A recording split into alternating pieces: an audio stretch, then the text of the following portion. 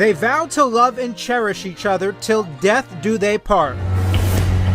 But nobody could have imagined Cody Johnson and his bride, Jordan Graham, would part so soon.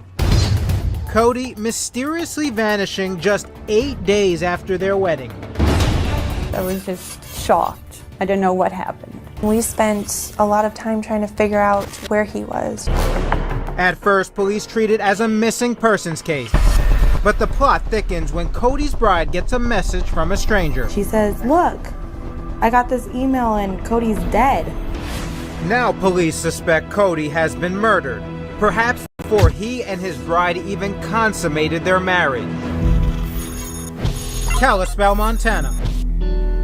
A country town known as the gateway to the majestic Glacier National Park in the heart of the Rocky Mountains. Glacier National Park, a beautiful backdrop for a particularly ugly crime. A crime that would write a tragic ending to the love story of Cody Johnson and Jordan Graham, who had met at a church lunch and seemed like a match made in heaven. She was a good girl. And Cody was a good guy.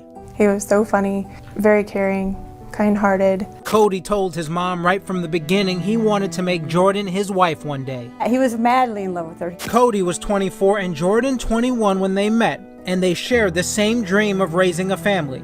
Cody was really looking forward to getting married. He loved children and couldn't wait to have his own. And he thought Jordan was the one for him. But the two were also very different, says Cody's best friend, Jeremiah Herbold. He really liked cars. That's where both of us really spent a lot of our time. And he enjoyed guns, shooting guns. But most of all, he liked to make people happy. And he was really good at doing it too.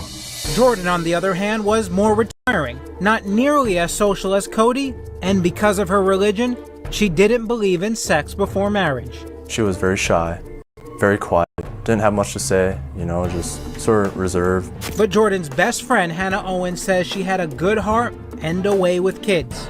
We just all did a whole bunch of stuff. She watched my son. I trusted her with my son. They bonded, builded a huge relationship. And some liked the influence Jordan had on Cody. She got Cody into going to church with her, which she never did before. We all thought that those were good things.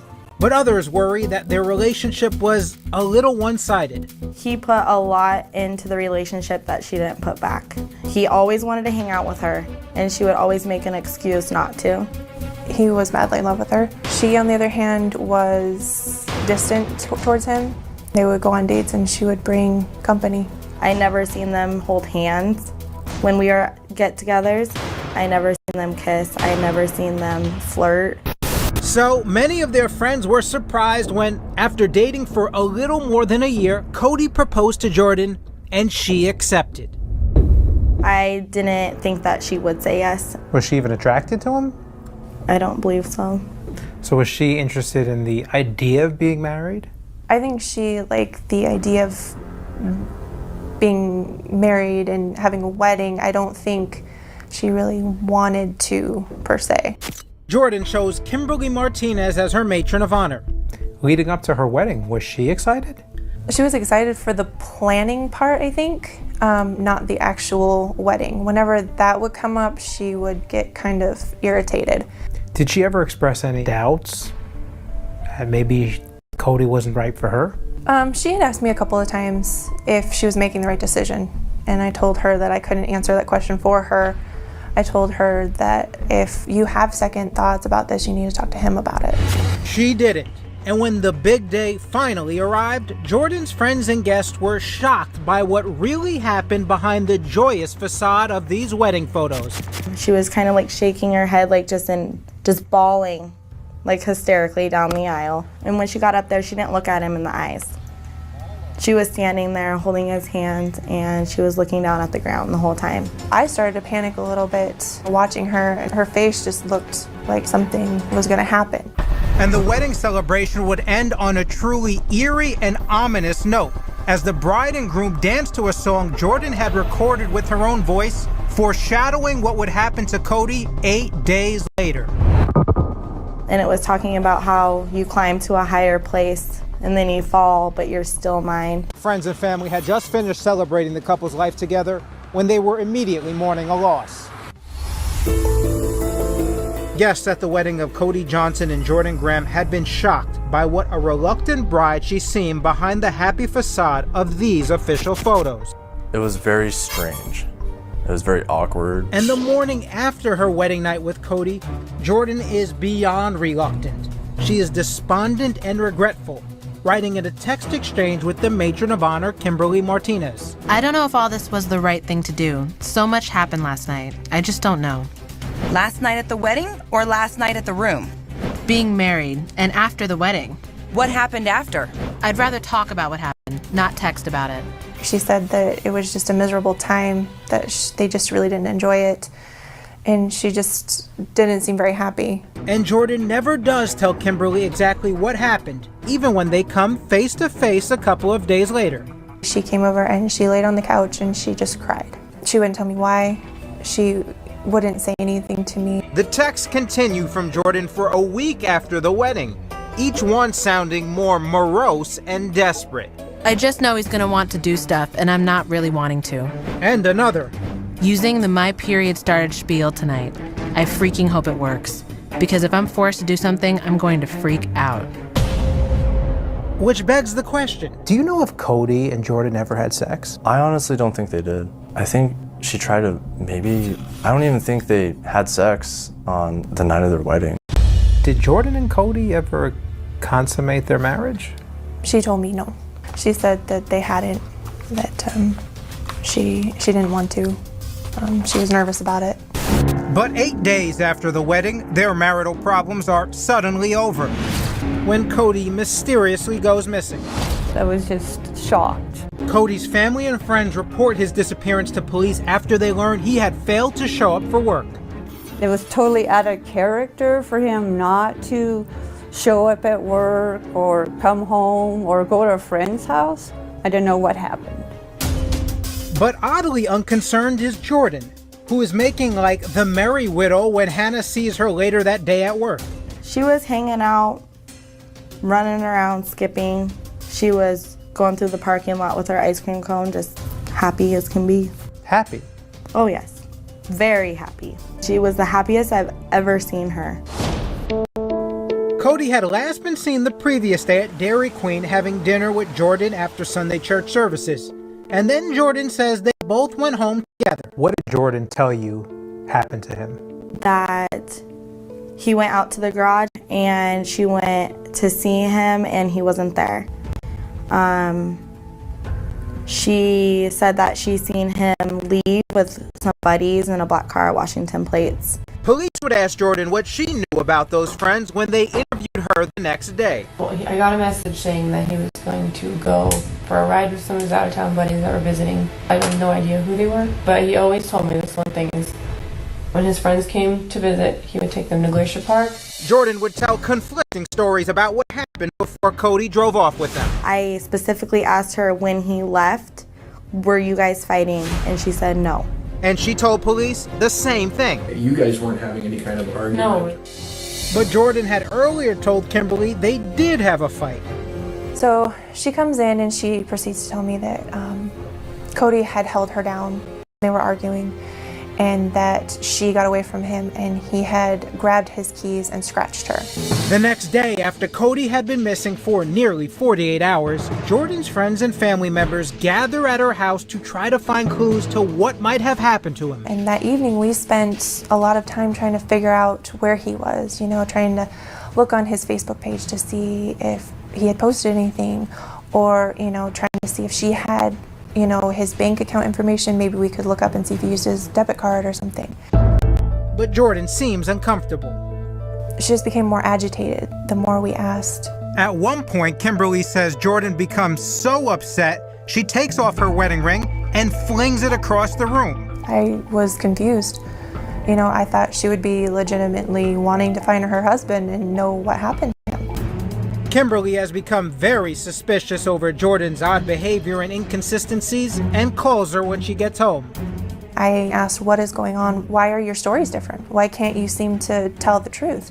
And I told her that we were done talking until this was all figured out. And the police turn up the heat on her too. I'm getting some inconsistencies in what you're telling me with other information that I've already gathered, okay? And I've spoke to a few people, and it's important that I know that you're telling me the truth on things. And what I know. Well, I mean, and I understand that, okay? But I think that there's more. You've heard of the 7-year itch. Well, police say Jordan Graham only needed 8 days to realize she wanted out of her marriage. But did she want out bad enough to kill? Her husband of little more than a week has gone missing. She's told conflicting stories about their last day together to friends and police. And Jordan is under growing suspicion in Cody Johnson's disappearance. She had a story to tell. Her story wasn't adding up. But then she gets a stunning email from a stranger calling himself Tony the Car Man. And she says, look, I got this email and Cody's dead. The mysterious Tony tells her Cody accidentally fell off a cliff in Glacier National Park while hiking with his friends from out of state. Tony's email reads in part, "Hello Jordan, my name is Tony. There is no bother looking for Cody anymore. He's gone." And I'm like freaking out, like, what are you talking about? And I read the email and it says, Cody's gone, Jordan. Any emotion? No. She wasn't crying at all. She was just showing me this email and I start shaking. And I told her to go to the cops and she did go. But I was kind of just like rushing it, like, go, move. Like, what are you doing? Don't just stand here looking at me. The email only makes police even more suspicious of Jordan. The email that she provided to us stated that these unknowns that he had taken off with, as well as this Tony person, had seen him fall from a cliff or at the very least disappear, and that she was given explicit instructions to tell the police to call off the search. There was no more need to search for him. And I think at that point she expected us to just walk away from it. Lead Detective Corey Clark of Kalispell PD is also struck by Jordan's lack of emotion. I said, I just need to point something out. I said, you don't seem to be very affected by this or bothered. Now, 4 days after Cody's disappearance, and armed with the information in that email, Jordan decides to go to Glacier National Park to look for him with her own search party, which includes Hannah, other friends, and family members. The drive up there was her waving her hand out the window, You gotta be kidding me. her wearing his sunglasses. Was she driving his car? Yeah, acting like nothing happened. Dancing, laughing. When they get up there, Jordan's search party puts up missing posters and looks for possible places from which Cody might have fallen. I did most of the work. She didn't do nothing.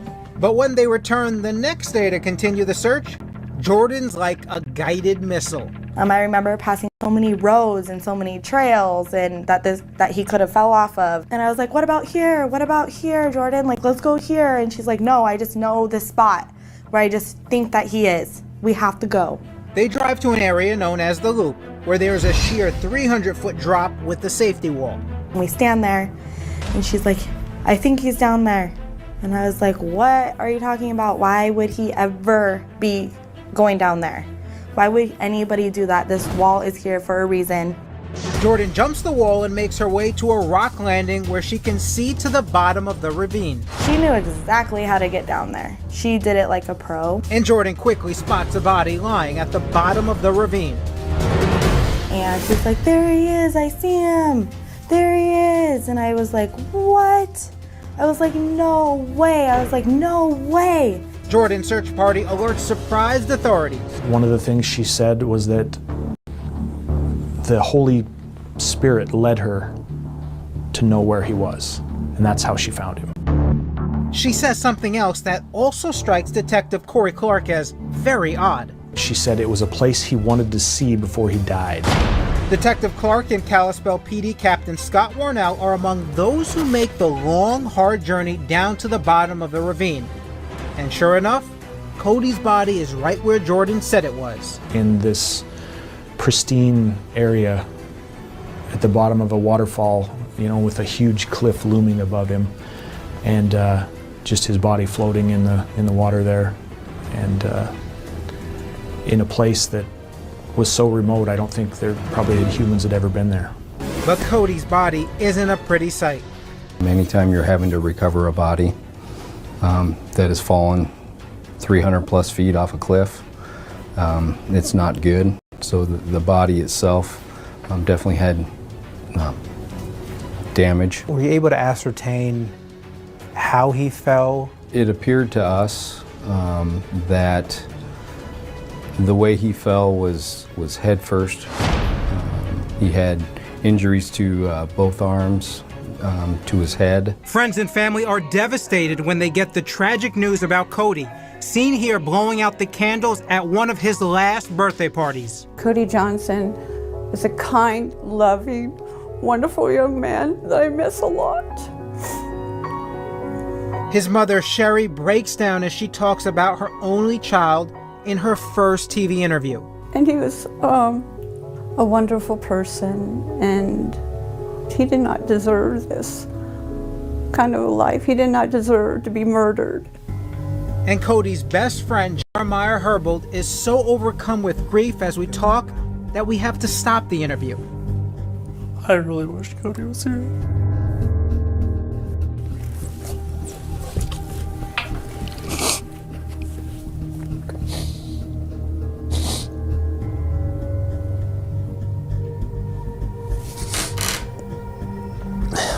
He did so much for everybody. I never realized what he actually did for me until he was gone. But the only emotion a dry-eyed Jordan is showing appears to be relief. She mentioned, now that we have the body, we can have the funeral and the cops can be out of it. She couldn't have been more wrong. Friends couldn't believe the new bride had anything to do with the death of her husband. In fact, in the days following his disappearance, they helped organize the search efforts. But soon, they would discover cracks in Jordan's story.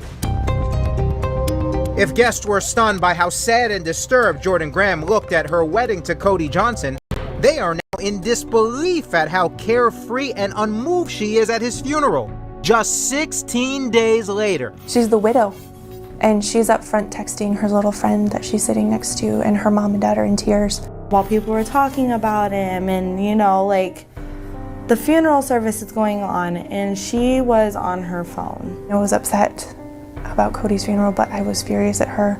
I couldn't even think about anything else but what was going on with her. It was a defining moment for Kimberly Martinez, who had been Jordan's matron of honor. It was at that moment you knew she was responsible for Cody's death. I was absolutely positive that she did it. And Kimberly wasn't the only one. Everybody was looking at her like, you did this. Everybody knew. Including the cops, who had quietly gathered enough damning evidence against Jordan to arrest her for the murder of her new husband right there at his funeral if they had wanted. And Jordan didn't have a clue. She thought everything was going to be okay. She didn't think that she was going to get in trouble. What Jordan didn't know was that cops had determined that email she said she got from the mysterious Tony the Carman was a fake. And what did you find? Through subpoenas, we found that the email was generated at her stepfather's house. Eventually found out that Jordan wrote it herself. Police had also uncovered evidence that Jordan was with Cody at Glacier National Park the night he died. At first, Jordan Graham tried to tell investigators she wasn't with her husband. One big problem with that, of course, is this surveillance camera at the entrance of the park. There's a photo of a car matching the description of Cody's. You can see two occupants inside, look like Jordan and Cody. Cell phone tower records also placed Jordan and Cody in the park that night. Subpoena the cell phone records from her cell phone company, and you get time frames and time stamps. The FBI take Jordan into custody at her home soon after Cody's funeral. She was brought into the Kalispell Police Department, and she stood in a room with me and two other federal agents, and she was informed she was under arrest for the murder of her husband. She didn't even flinch. There wasn't even an emotion. Until Jordan is confronted with the overwhelming evidence against her. At which point she broke down and cried. And then she tells all to the FBI, admitting in this audio recording that she hadn't been happy in their 8-day marriage. Kind of was feeling said if we waited a little bit longer and then got married, I wasn't feeling like it's on cloud nine. Jordan also admits she and Cody had been arguing at home on the night of his death. And it was decided they would go to Glacier National Park. Her and Cody then went to the park, proceeded up to the loop, and upon arrival at the loop, they walked across the road and they walked down the loop trail.